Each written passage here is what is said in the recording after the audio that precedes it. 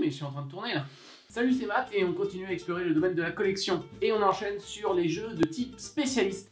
La franchise Warhammer 40 000, Warhammer Age of Sigmar / Battle et la franchise Le Seigneur des Anneaux. De là, il y a eu des dérivés et c'est ça que j'appelle tout autre jeu spécialiste. Donc en gros, un jeu standalone ou un jeu dérivé de Warhammer 40 000 par exemple comme Kill Team. Et Games Workshop, depuis le début de son existence, a toujours sorti beaucoup de jeux spécialistes en standalone ou basés sur même des licences qu'ils achetaient, surtout à l'époque où leur univers Warhammer n'existait pas. Ils ont sorti des jeux comme Talisman et aussi d'autres jeux de figurines basés sur d'autres licences comme Judge Dredd. Après, ils se sont pas arrêtés là pour tout ce qui était jeux spécialistes. À partir du moment où vous avez leur univers Warhammer qui était bien implanté, ils ont continué à sortir quelques petits jeux standalone ou alors des dérivés de leur branche principale pour pouvoir faire encore plus d'argent et bien sûr étoffer l'univers et les capacités de jeu. Et pour ça on peut citer quelques jeux comme Necromunda, Mordheim ou Blood Bowl. Ces jeux là mélangent d'ailleurs un peu de figurines et du jeu de plateau. Ils ont même réussi à intégrer encore plus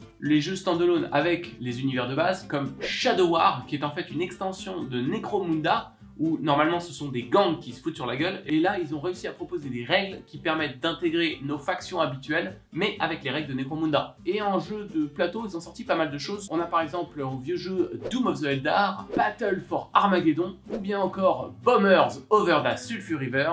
Mais ça n'est pas tout, Games Workshop a aussi proposé pendant une époque un jeu qui s'appelait Inquisitor, et qui était un jeu où on mélangeait le role-playing game, vraiment le RPG, le JDR comme on l'entend, avec un système de jeu de figurines qui était plutôt sympathique puisque les figurines c'était du 54 mm. Ce jeu s'est arrêté un moment, mais je trouve qu'il ressort quelque chose qui me rappelle un peu Inquisitor aujourd'hui. C'est Blackstone Fortress, qu'on n'est plus sur des figurines de 54 mm, mais bien sur nos figurines de 32 mm. Mais maintenant, parlons surtout des jeux Space Hulk. Il y a eu la première version qui est sortie en 1989 qui proposait un jeu où on se retrouvait dans un vaisseau spatial laissé à l'abandon dans lequel des Blood Angels devaient accoster et sauver et peut-être récupérer des reliques de tyrannie qui avaient envahi le Space Hulk. Ce jeu avait déjà très bien marché lors de ses premières versions et à la sortie de la 3e et 4e édition, ce jeu s'est vendu comme des petits pains, ça a été incroyable, je suis super content d'avoir pu choper des boîtes, surtout qu'en plus je me souviens à l'époque j'avais un peu hésité avant d'acheter la boîte. Aujourd'hui je regrette pas du tout d'avoir pris ce jeu parce que c'est vraiment un très bon jeu. Bon, c'est vrai que la 4e édition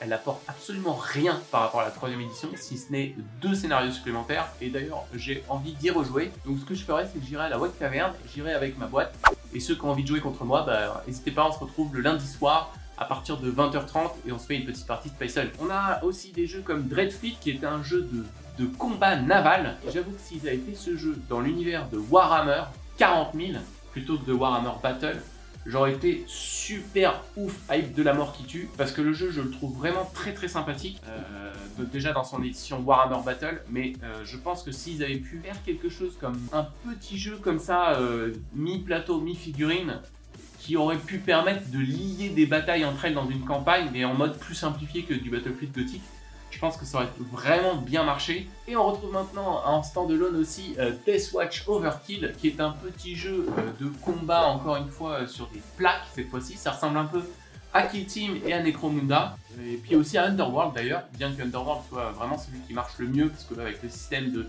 jeu de cartes et de figues en même temps, enfin il y a un vrai combo qui est très sympathique à avoir. Voilà, il n'y a rien d'autre à dire.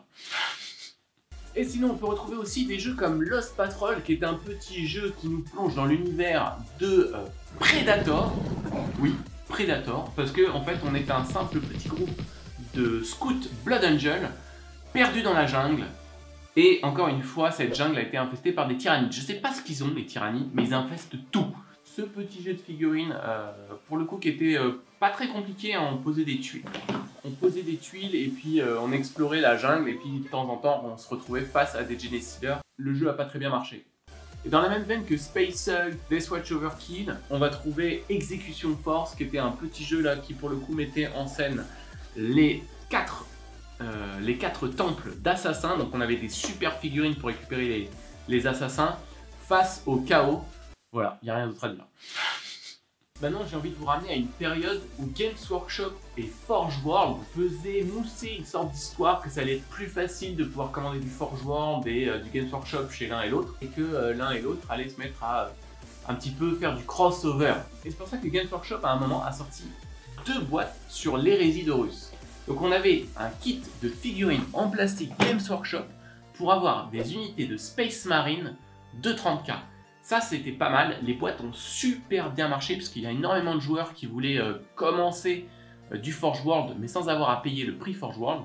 Donc ces boîtes permettaient d'avoir déjà une belle gamme de figurines Space Marine, alors autant parmi les légions du bien que des légions du mal. Tout ça sur un jeu de plateau qui permettait de mettre en scène les deux armées. Du coup on se retrouvait avec un mini wargame, c'était plutôt pas mal. En soi les jeux Horus Heresy de Games Workshop n'ont pas très bien marché puisque on en entend plus parler. Mais les figurines qui étaient contenues dans la boîte, elles ont super bien marché. Et je pense qu'elles ont permis à certains de commencer une armée Warhammer 30 000. Après, si on veut une théorie, on peut très bien s'imaginer qu'en fait, Games Workshop s'est dit tiens, je vais commencer à créer une lignée Warhammer 30 000. Ils ont commencé à créer des figurines et après, au bout d'un moment, ils se sont dit ok, on a déjà créé tout ça, mais je trouve que ça n'est pas du tout la stratégie qu'il faut avoir. Donc ils se sont dit bon, alors on a déjà produit tout ça, comment on fait pour les couler? Eh, si on faisait un petit jeu de wargame et on mettait toutes les figurines qu'on a produites? Ah ouais, c'est une bonne idée.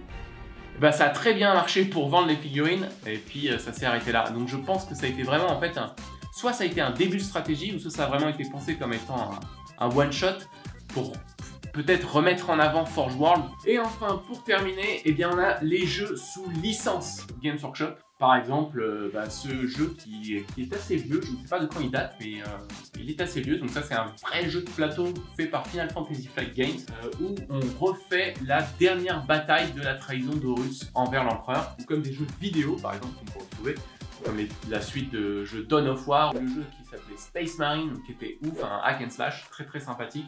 Et puis aussi d'autres jeux comme ce jeu Heroes of Black Ridge, qui est un jeu sous licence, pareil, là c'est un mini wargame, mais plutôt que de jouer avec des figurines, on joue avec des pions. Donc voilà un peu ce que moi j'ai collectionné autour des 3 univers principaux de Games Workshop. Bien sûr je me suis focalisé sur Warhammer 40 000, puisque je reste intéressé plutôt par l'Astra Militarum. Ça m'a pas empêché d'avoir Dreadfleet, parce que je trouvais le système de combat de navires vraiment très intéressant. La seule chose que j'espérais c'était qu'ils allaient sortir la même chose dans Warhammer 40 000. Ça ne s'est pas fait, c'est dommage. Et je crois qu'ils sont en train de remettre en place, en tout cas on a l'impression qu'il y a des bribes d'informations qui partent là-dessus, pour remettre en place un Battlefield gothique, ou en tout cas quelque chose qui n'en serait pas loin, et ça pourrait être vraiment très cool. Et si on prend aussi un peu de recul, on a les jeux en 10 mm et 6 mm qui étaient épiques. Et Epic 40 000 et Epic Armageddon. Games Workshop a aussi proposé d'ailleurs la version Epic mais pour Warhammer Battle qui était Warmaster. On a aussi retrouvé une version Epic du Seigneur des Anneaux qui était dans un jeu qu'ils avaient sorti en mode standalone plus qui était Battle for the Five Armies ou un truc comme ça. Si t'as aimé ce petit plongeon dans le passé de Games Workshop, n'hésite pas à mettre un petit like, ça fait toujours plaisir. Et n'hésite pas à nous dire ce que tu penses des jeux old school de Games Workshop. Voilà, c'était la partie standalone, j'espère que ça vous a plu, on se dit à plus tard pour la partie je sais pas. Allez, ciao.